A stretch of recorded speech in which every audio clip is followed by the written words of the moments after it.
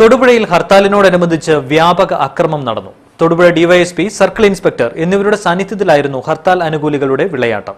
മാർക്കറ്റിൽ ഓണവിപണിയിലേക്ക് കൊണ്ടുവന്ന ഏത്തയ്ക്ക ലോറിയിൽ നിന്നും ഇറക്കുന്നതിനിടയിലായിരുന്നു ആക്രമണം. വ്യാപാരി യൂനിസ് കാസിമിനെ ഹർത്താൽ അനുകൂലികൾ വളഞ്ഞിട്ട് തല്ലുകയായിരുന്നു. ഇടിപ്പടം കണ്ടാസ്വദിക്കുന്ന രീതിയിൽ പോലീസ് ഉദ്യോഗസ്ഥർ അക്രമികൾക്ക് കാവൽ നിൽക്കുകയായിരുന്നു. വ്യാപാര സ്ഥാപനത്തിനുള്ളിൽ ഇറക്കിവെച്ചിരുന്ന നൂറുകണക്കിന് ഏത്തക്കുലകൾ നിലത്തടിച്ച് ഉപയോഗശൂന്യമാക്കി. ഓണവിപണി ലക്ഷ്യമാക്കി കൊണ്ടുവന്ന കായ്കളാണ് നശിപ്പിച്ചത്. എന്തായാലും ഓണത്തിന് തൊടുപുഴയിൽ ഏത്തക്കായുടെ വില ഉയരുമെന്ന് ഉറപ്പായി. ഇത്രയും നഷ്ടമുണ്ടായ സാഹചര്യത്തിൽ വിപണിയിൽ കായ്കളുടെ ലഭ്യത കുറവുണ്ടാവുകയും അതിനനുസരിച്ച് ഏത്തക്കായുടെ വില ഉയരുകയും ചെയ്യുമെന്ന് ഉറപ്പായി. വഴിയരികിൽ വിൽപ്പന നടത്തിയിരുന്ന പച്ചമീൻ കച്ചവടക്കാരെയും ഹർത്താൽ അനുകൂലികൾ വെറുതെ വിട്ടില്ല.